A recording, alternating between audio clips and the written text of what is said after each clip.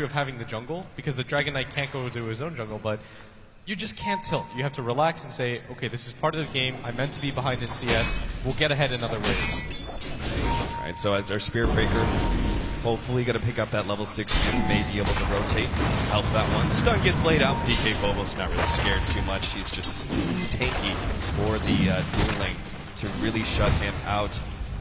Meanwhile, we've got our Earthshaker who's been doing a lot of pulling on the side of Virtus Pro. Lil has focused on trying to keep as much CS away from that Darkseer and obviously give the critical levels for him. Other than that, it seems to be a very passive laning phase. Really, what's our first movement from the supports? Is Fnatic the ones who need to be the aggressors, perhaps, you know, continue to try and shut down God?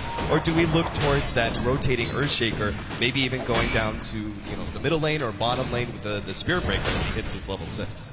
I actually don't even think that mid is really killable with the amount of farm that he has, and if he just decides to play safe. The Earthshaker combination, I guess, is strong. He's got level 2 Fissure, but Mushi's just camping there waiting for them to go on him. And it's not like G has full mana to do his combo, especially not with that second Breathe Fire.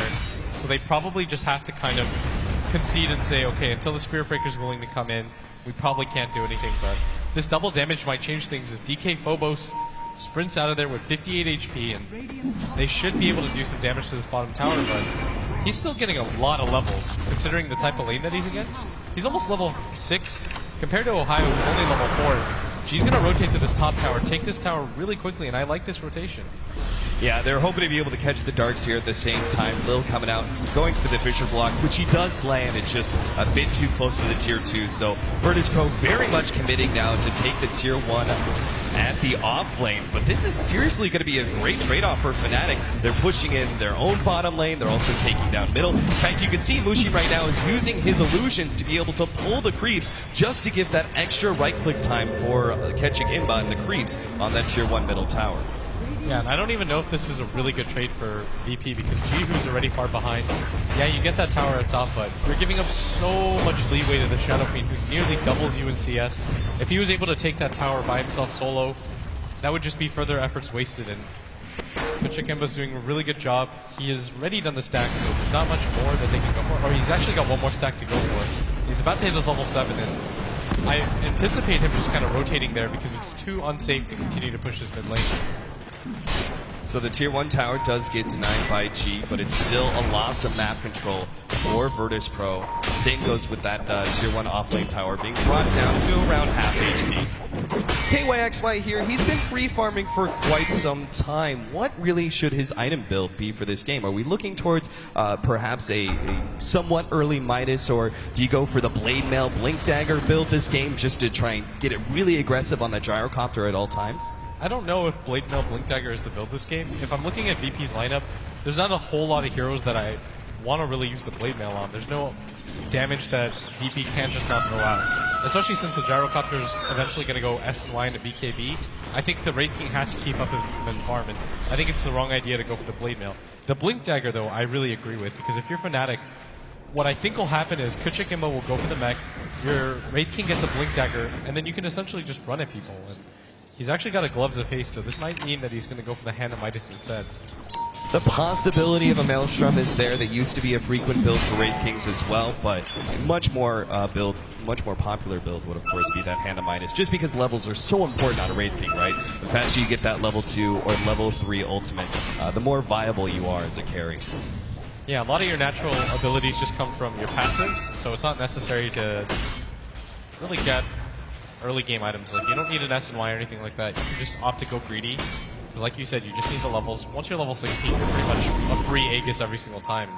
So that's what you're shooting for as fast as possible, but right now, Virtus Pro, it looks like they are going to smoke up, trying to take a tower down with this, and it doesn't really matter if they kill anybody. This is one of those smoke ganks that is meant to just catch you by surprise, and you do it so quickly that there's no time to respond. And I don't think they want Mushi out of this. I think they want KYXY, but they're not going to be able to catch him. And oh, this smoke popping. They may actually go on the wrong one.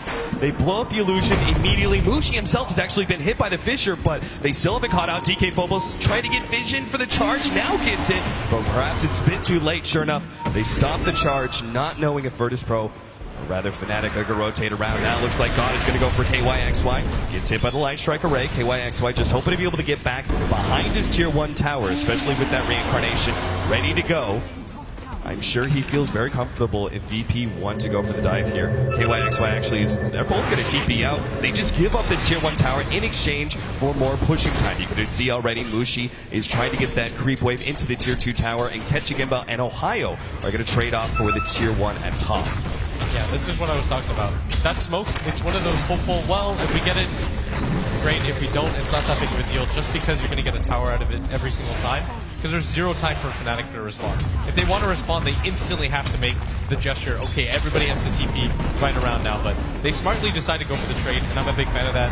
But at the same time, VP is getting some map control out of getting all of these towers. And the more they're going to beat on this tier 2, and Dragon Form's going to go down, but this is still free damage, and it allows them to go for things like the Roshan earlier and the mid tower, and it just creates pressure in the jungle at the same time. Yeah, they very clearly could not afford to just give up that tier 2. Dragonite just too good of a pusher. That being said, VP grouping up like this, I'm looking at this Dragonite who's currently level 7 compared to Ketchigimba, who is level 9 right now. A huge experience difference between these two mids. But that's just, as you said, kind of early on in the laning phase, what is expected for a Dragonite at this point, right? They have to get those levels through winning team fights at this point. Yeah, the problem with the Dragonite right now is that he can't just rotate to the jungle and do his own thing. It's incredibly slow because he has to clear one stack at a time. Right. The mana usage of Breathe Fire isn't nearly as efficient as Shadow Raze. So what you're probably going to have to do if you're the Dragonite is just 5-man with your team. The problem is that a Shadow Fiend insta-clears a creep wave with 2 raises, meaning that he can apply pressure to a tower pretty much by himself, and you're seeing that right now. And it means that the solo experience he's getting is making such a big difference when at top. Io, he's done for. He's going to throw out a last Ion Shell. He knows he's dead. The moment that Fisher stopped his TP, he's done for. So, throws out the Ion Shell 1-1 now, 11 minutes in between Fnatic and Virtus Pro. Let's talk a little bit more about item builds as we see Fnatic go for the 3-man smoke. Gyrocopter appears to be going. He's got the phase boots, Ring of Aquila. Doesn't actually offer the drums, it seems. Instead, maybe going for an early Sage and eventually into the S&Y. I kind of like this early stats build, especially with movement base when you're dealing with a melee core on the enemy team.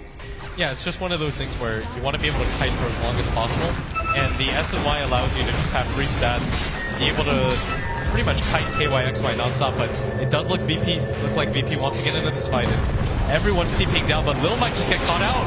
Lil, totally done for the rest of Virtus Pro, still going to try and force this fight.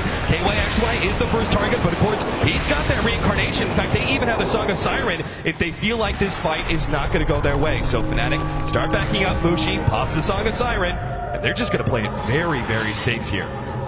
Mushi TP's out. KYXY, I'm sure, has enough distance to be able to get away.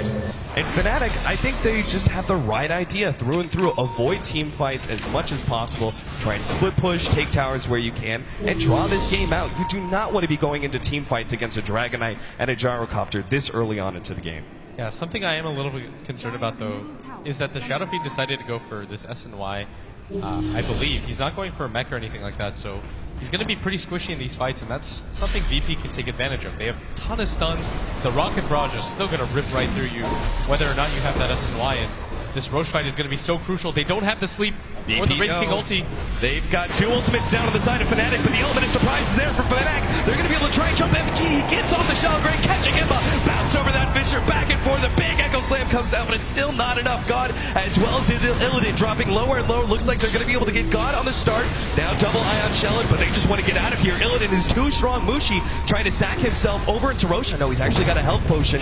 Interrupted by the Fisher. Now Mushi very much dead. DK Phobos, no, rather FNG gets the kill. Lil, he's going to be able to go for the stun, but KYXY trying to finish him off, needs a little bit more HP. Nice armlet targeting. Will be able to get out of that one. VP back themselves up, only losing the Dragonite in exchange for 3 on the side of Fnatic. It seemed like Fnatic, despite the fact that they had sort of that element of surprise with the smoke and going into that Roshan pit, VP were still too strong, and I think it was all about that read of both Song of Siren and Reincarnation being on cooldown. The other problem is, once again, the Shadow Fiend decides to go for the Yasha first, so he has no HP. VP pretty much all in him, take him down instantly in that fight, and without those 2 crucial ultimates, they can't really take that fight, because KYXY doesn't want to be the first one in, because he realizes he can't really afford to waste his life. He's 2-0-0, he's the highest net worth on his team after the Shadow Fiend, and it's not worth it for him just to die like that. at the same token, you don't have the Song of the Siren, so there's no real way to safely contest this without vision in. It looks like they're just going to walk right in, but again, they don't have either of these abilities, and they're going to have to be fast about it because Willow's going to get the stun. Goes in, he just called out, is coming in. Spirit Breaker bounces back, catching him, but perfect timing. He's going to pop the ultimate though, and DK Bubbles gets eliminated by those two. KYXY on the front lines trying to toggle as best as possible surge, but not good enough. The SF goes down as well, and now Virtus Pro just looking for cleanup. Johnny's on his way out, the rest of the team trying to cover each other. Make sure that they don't lose anything else, but that's still 2 Roshan fights down the drain after what seemed to be a very coherent battle plan from Fnatic. Avoid team fights from VP as much as possible, split push, take towers, draw this game out. They willingly go into 2 different team fights around Roshan and lose both dramatically. Yeah, and that's twice now that the Shadow Fiend has died. I mean, his still the highest net worth, but it's not by much anymore, and the Gyrocopter is actually rapidly gaining on him, and at the same time the Dragon Knight is leapfrogged over that Wraith King, and I just don't understand why they decided to take the first fight and then immediately go for the second one when you still know you don't have those 2 crucial ultimates. It's not like the Shadow Fiend had souls either, so they were gimped in 3 different ways, but they still opted to take the fight. I don't know if a Roshan is that valuable. Certainly not. Virtus Pro very happy with the exchange. You could see Fnatic had built themselves a pretty decent net worth lead before those Roshan fights, above 3K so early on into the game at about a 1,500 experience lead as well, but it all gets flushed down the drain as Fnatic force fight after bad fight. Now the mech is up on the Darkseer, and the team fight aspect of Fnatic grows a bit stronger, but I'm still feeling like they need to avoid those fights, especially if they don't have perhaps that Blink Dagger on KYXY. I still think that's probably the best idea for you to be able to put pressure on the Gyrocopter before he has BKB. Yeah, the Shadow Fiend's item progression is stopped about 4 minutes ago where he picks up the Yasha, and he still hasn't had enough money to buy that SNY because of those 2 disastrous fights by that Roshan.